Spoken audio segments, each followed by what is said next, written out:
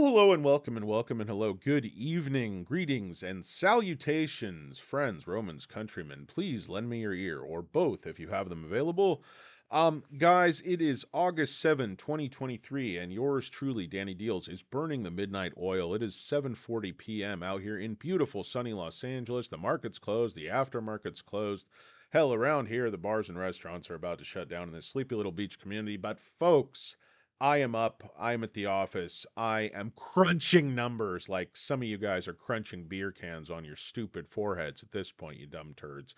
I want to talk to you, of course, about SoFi Technologies Incorporated. Guys, you didn't think you were going to get a day of peace, a weekday, without a long, boring, drudgery filled SoFi Technologies Inc. video. Of course, ticker symbol SOFI. So let's do this, guys. This is Un Poco Mas, the show where we give you just a little bit more on behalf of Hurricane Lopez and Stock Karen. We would say good evening, welcome, and hello, and welcome, and good evening. It is August 7, 2023, guys. The SoFi stock on the day down 11 cents or 1.16%, and after hours, absolutely flat. Bounced around a little bit and came back. Guys, I was a little bit surprised when the market pushed down in the afternoon. Looked like it was pushing toward a green day and was green sort of around lunchtime there, and then pushed back down toward the end of the day. Guys, earnings have been pretty good, and a lot of the experts are kind of out saying, okay, we're nearing the top of this little rally. The earnings justified the rally, but they don't justify going too much further. Guys, SoFi Technology is still trading 60 cents under the SPAC offering price after everything they've accomplished when they're about to turn a net profit, despite the protestations and meager, weak lies of the Chia Pet army and that ilk who keeps putting out these revisions that SoFi is going to keep earning less and less money despite what management is telling you and forecasting and delivering upon and what the growth and the deposits and all these things should be showing you. But guys, if you don't, everybody's like, you can't trust Noto because Twitter was sued years ago. It's like, guys, you're stupid. Look at what they're doing at SoFi. Look at the numbers. People that want to say, this thing's a gamble, it's a gambler's company. Like it's all over the place. Guys, look at these revenues. Look at the chart, guys. This is about as neat and orderly as you could possibly ask for, this growth. Look at these. They short you here, but look at these like revenues, guys. It's very systematic. They have these numbers down to a T, and they're growing faster than anybody expects, and the deposits are growing faster than anybody expects. And cross-selling is just kicking in, guys. And sort of this, what they're calling this native awareness. SoFi is a household name. It keeps increasing. It was like almost none a couple of years ago, and now it's like high single digits. And I guess, I was reading something, the mega banks are at like 20-30%. SoFi is nearing 10%. I guess it's a Herculean task for an unknown company to get up to sort of this 10% organic brand recognition. If you don't think this has anything to do with SoFi, a lot of the trolls online are like, oh, you guys think it's going to make a difference that Taylor Swift is doing 6 sold out concerts at SoFi Stadium and all these little rich kids from all over Los Angeles and Northern California and San Diego and Las Vegas that are coming in and, with their rich parents and they're all at SoFi Stadium. You think that's going to make yes, yes, it's going to make a difference, Dumbo. It's a bunch of people who have a ton of extra money and they're going to get to the stadium. They're going to be like, what do you mean if I use a SoFi credit card, I get whatever it is. I forget what it is at football. I don't know what it is at concerts, but at football games, you get a huge discount on everything in the stadium if you use your SoFi credit card. So, people are going to just know that. I'm not saying everybody's going to sign up for a card, but I'm just saying that the name recognition builds and builds and builds. And in the eyes of the public who visit SoFi Stadium, it's an extremely premium experience. So it paints the company in a very, very good light, and I think it's money well spent on those naming rights. Opinions certainly do vary on that, guys. Volume today was very moderate at 31 million shares. Obviously, if you look at the chart, it was a classic mountain and hump, but there just wasn't a hump. It just, traded. It sort of usually bleeds down. It bled up. Like, aside from this little mountain here, it bled up from like 920 up to back up to 940, basically in the straight, extremely controlled algorithm computerized trading. That's where they wanted it to close, and that's where it closed. So taking a look at the options, guys, obviously those were in the toilet today. Ton of options at 950, even more at 10, even more at 1050. And guys, I guarantee you, market makers open most of these options. Most retail investors, they're not just going to buy these out of the blue. They don't expect a catalyst here, but they're going to pump the stock, and then they're going to dump these options on retail, and then they're going to try to kill the options. Um, I vow to you that's what's going to happen. Guys, let's just take a look. The SHARTmaster's in the house. We rarely get a visit from the SHARTmaster. He's got a clean pair of shorts, clean pair of tidy whities, much like a clean whiteboard. So I just want you to take a look, guys, at the SoFi chart. This is where we sort of reached the midway point exactly back in the middle of last November. And then this is where the stock consolidated between 10 bucks and 933, given a pump and dump here, but basically it kept coming back between 10 and 933, kept coming around, this area for 4 weeks here, then there was the pump and dump, and then another week, so 5 weeks. And what we see, it starts here. You could even make an argument that it starts all the way back here in June, but that's more what this chart did. So you could even extend that over here and say we've already been consolidating there for 5 weeks with just retesting this trend line. It depends how you want to look at it. But guys, if you look at what happened, over here after the stock had gone way up, look at this nonsense I drew in yellow and look at this line, guys. And then look at where this support is showing itself. It's really the same bunch of nonsense, and this type of nonsense is why I believe this uptrend is still intact. Let me just take off all this pink gibberish to try to give you guys a more recent picture of what's going on with the stock. But I think that's just a data point you want to keep in mind is on the trip down, the stock consolidated in this area, and on the trip back up, it's doing the same thing. Guys, just take a look at, you know, how well this line tends to work. Like this upper bound is very solid. It's going up ever so slightly if you take off these extreme pumps, these extreme tails. Um, Ever since toward the end of June, it's a little bit subtle, but you are definitely making higher lows from June into early July. Then you pump and you come back, but you stop here over $9. And from this point on, guys, nine has held even today. You haven't seen the stock go back below nine. I won't buy until the stock goes below $8.91, and I hope that just doesn't happen right now. Maybe I'll buy some more shares later at a higher level, but I'm extremely overloaded on SoFi. I bought a ton of shares right around the $5 mark, and I'm very happy with my investment. Some turd was yelling at me that I'm just like making things up, so I just posted my SoFi account.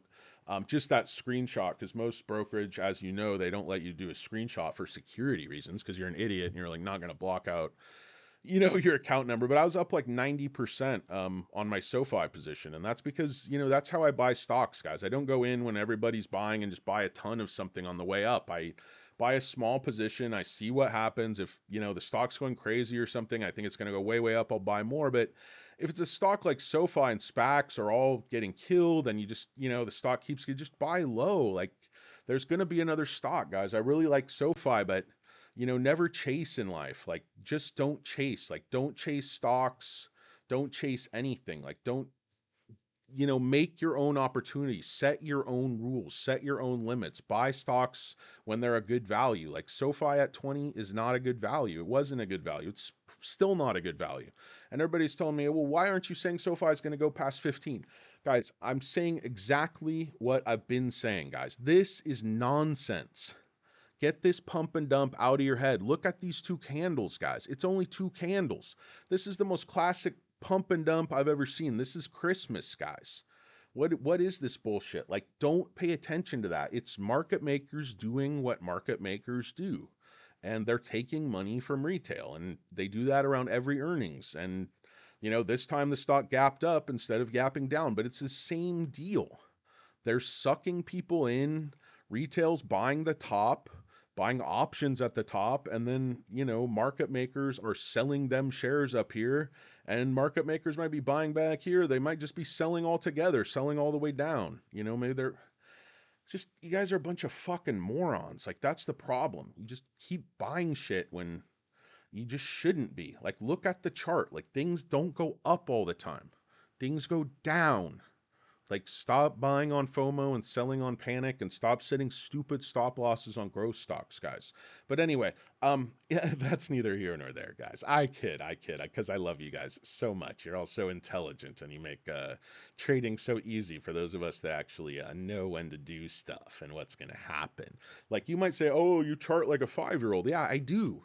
Because I just look at the simple fact is there's certain places people stop selling the stock, and there's just no sellers. Like, that was $8. And, I'll just point something out, guys, that, a lot of people didn't remark on, but um, everybody talked about, touchdown Dan Dolev with Mizuho upgrading to 15, and that's fantastic. Um, and the chode over at Credit Suisse is at 950, and I love the Chiodo, Chiodo Dragon. But Reginald Smith with JP Morgan, guys, he's still a hold, but they upgraded to $8. And guys, you might think, okay, that's insignificant to go from 6 to 8. But first off, JP Morgan is the number one bank in the world, certainly number one in the United States by assets. I think they basically lead in almost all categories of consumer business, all that stuff. So when you talk about them upgrading to $8, guys, look at $8. Like, they're confirming what the chart already says, guys, is that $8 is, it's support. Like, once you passed it here, you tested once, twice, three, you didn't get here, four, you're not going to get there. You have this upper bound, you're going to break through it. You already broke through it on the pump, you broke through a little here. It's been resistance 3 times, guys. Thrice, sixpence, thrice the richer. Wasn't that a great band? I don't know what the hell I'm talking about, guys. I woke up about 4 o'clock in the morning. It's now about 8 p.m. The things I do for you. The things I do for you guys. Don't make me pull this car over. Don't make me send your father back there with his, belt and bottle of whiskey. Like, weren't the 50s great when you could just, stop on the side of the road, drinking, smoking a cigarette, and just, beat your children? Like, oh, those were good times. Like, people are like, oh, I'm so nostalgic for the. They might not have been around. They might not really remember it, but, it wasn't all Ozzy and Harriet, folk. Christmas for me with a steel-toe boot to the face and a TV dinner. Who said that, guys? It's Chip Douglas. I'm going to put the whole system on trial. But anyway, guys, I digress. I'm getting a little bit loopy. But bottom line, guys, these lines, like, this is accurate all the way to middle of May. And then if you start taking a look at, this upper bound line, this is basically if you cut off this big pump and you cut off a couple of these pumps and you get this data point here, these data points here, like, this is basically accurate for a year and a half, like that upper bound. So there's a hell of a lot of resistance right here, guys. This is all coming to a head real soon, but that ER tells me it's going up. It's going up. There's just too much pressure here. The same thing is going to happen right here. I hate these stupid Yahoo charts. I hate my mouse. I just hate stuff. But it's the same thing that's going to happen here. The slope of the line's the same. The slope of this line is basically the same, a little bit steeper, a little bit steeper. I don't, I can just zoom in and make it the same. So, that's chart cheating, guys. That's chart cheating. We don't chart cheat here. We don't do short shrift. We don't do nothing. We don't take kindly to folks who don't take kindly around here. Now, Skeeter, he didn't mean nothing. In any case, guys, that's the chart. This chart is going up, guys. This chart is going up. We keep making higher lows on moderate volume. Shorts are completely ass backwards. Like, shorts didn't expect that membership and deposit growth at this 15% estimated as short interest. What are they shorting, guys? Like, the shorts basically came in and they're like, okay, what were their arguments? SoFi can't sell any loans. SoFi sold the loans above par value. They sold the loans above where they had marked them. SoFi marks their loans too high. Well, the market doesn't think so, D-bags. The market doesn't think so, Chia Pet Army. The market doesn't think so, Bologna Sandwich. You know, you got to don't quit your day job showing drive-in movies on your forehead there, turd blossom, because you're just wrong. Like the data keeps proving these guys wrong. You have to go to the earnings report. You have to go to the actual data, because if you listen to the FUD, guys, you're going to get inaccurate information. You're going to get an inaccurate picture of what's happening. The other thing they was saying Q1, SoFi is going to have to raise money. Listen, guys, SoFi has a warehouse line for billions of dollars. They haven't even used half of it. Okay, they have $3 billion in cash. They have plenty of money. They have more deposits coming in. There's no reason to think they won't get 3 billion more in deposits next quarter, because they're converting a lot of their people who are joining money to direct deposit. And 90% of the new deposits are coming from direct deposit members.